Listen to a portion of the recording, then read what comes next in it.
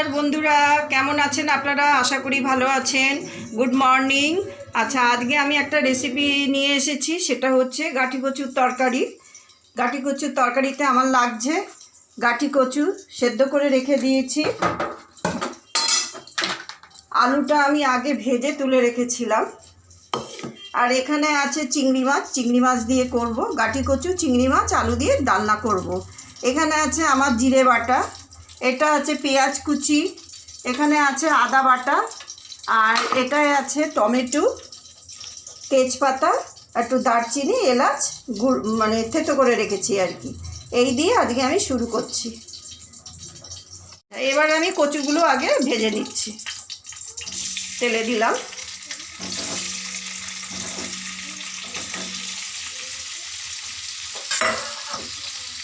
একটু কচুটা আমি একটুখানি নুন হলুদ দিয়ে একটু নেড়ে চেড়ে নেব, ভেজে নেব, তারপরে আমি চড়াবো। একটু ভাজার জন্য নুন দিলাম, এবার একটু হলুদ দিচ্ছি, 1 চামচ হলুদ দিচ্ছি। আচ্ছা বন্ধুরা, একটা কথা বলি আপনাদের, এই যে টমেটোটা দেবো আমি তরকারিতে, যে কোনো তরকারিতে আপনারা দেন না কেন, টমেটো কিন্তু সবসময় দানাগুলো ফেলে দিয়ে দেবেন। টমেটোর দানাগুলো থাকলে কী হয়, ওটা পেট ভার করে এবং হজম হয় না। আচ্ছা বন্ধুরা, আমার এবার হয়ে গেছে, গাঁটি কচু ভেজে নিলাম, আলুটা আগেই আমি ভেজে রেখেছিলাম, আমার হয়ে গেছে। এবার আমি এগুলো নামিয়ে নিচ্ছি।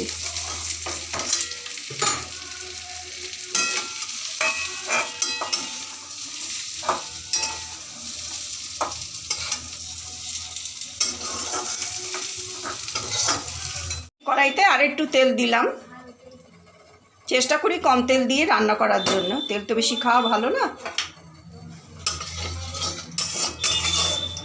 আচ্ছা, এবার আমি চিংড়ি মাছগুলো দিয়ে দিলাম।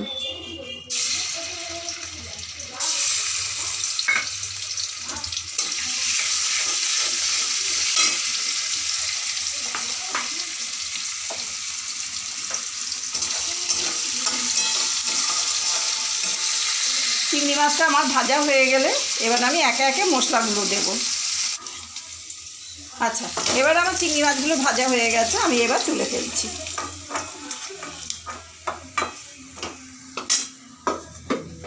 এবার আমি জিরে ফোড়ন দিচ্ছি, জিরে ফোড়ন দিলাম,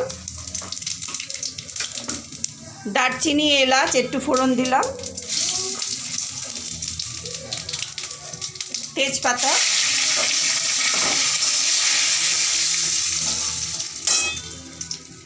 এবার দেবো পেঁয়াজ,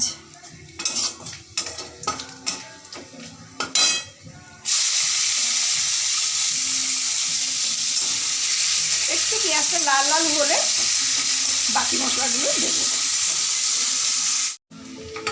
আচ্ছা, আমার পেঁয়াজটা ভাজা হয়ে গেছে, লাল লাল করে একটু ভেজে নিচ্ছি। আর একটা কথা বলছি আপনারা এর মধ্যে ইচ্ছা করলে একটু রসুন বাটাও দিতে পারেন। আচ্ছা, আমার এবার টমেটোটা ভাজা হয়ে গেছে, আমি টমেটোটা একটু ভালো করে ভেজে নিলাম, নাহলে কাঁচা থাকলে না কাঁচা কাঁচা গন্ধ বেরোবে, সেই কারণে। আচ্ছা, এবার আমি দিচ্ছি জিরে বাটা 1 চামচ, আদা বাটা 1/2 চামচ,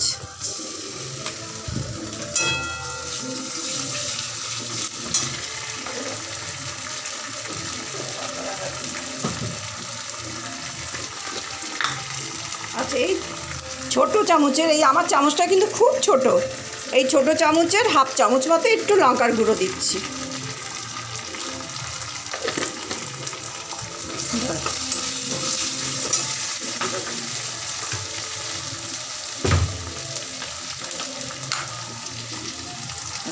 এক চামচ মিষ্টি দিলাম, এই একদমই ছোটো চামচের 1 চামচ মিষ্টি,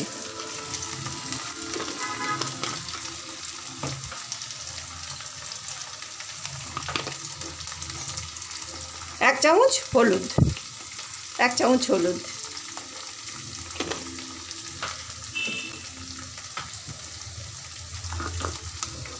আর নুনটা আপনারা যেরকম খাবেন পরিমাণ মতো দেবেন। আমি এখন এখানে 1 চামচ দিলাম, আগে আমি ভাজার সময় একটু দিয়েছিলাম, ওই জন্য এখন একটু কম দিলাম।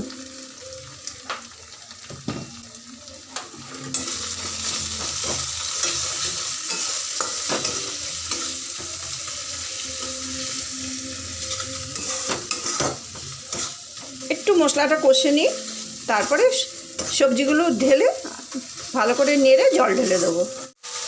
আচ্ছা, আমার এবার মশলাটা কষানো হয়ে গেছে, আমি এবার সব একসাথে দিয়ে দিলাম। এর মধ্যে গাঁটি কচু, আলু এবং চিংড়ি মাছ সব একসাথে আমি দিয়ে এবার কষাবো।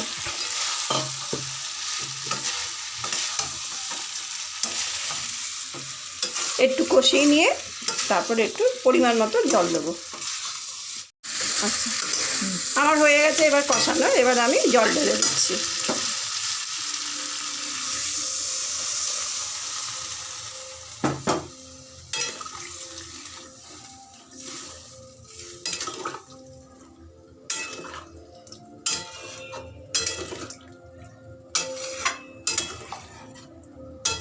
জল দিয়ে দিলাম, এবার আমি একটু ঢাকা দিয়ে দিচ্ছি। মিনিট 10 মতো একটু ফুটবে, তারপর নামিয়ে ফেলবো।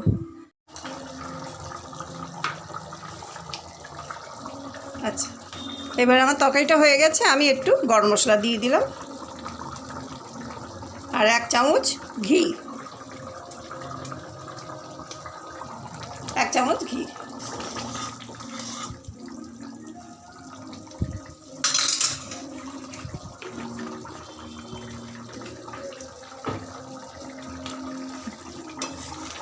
এইভাবে বন্ধুরা, আপনাদের যদি পছন্দ হয়ে থাকে আমার এই রান্নাটা, তাহলে আপনারা একবার করে দেখবেন।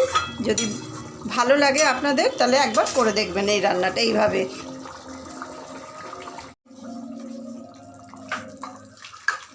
দাঁড়া,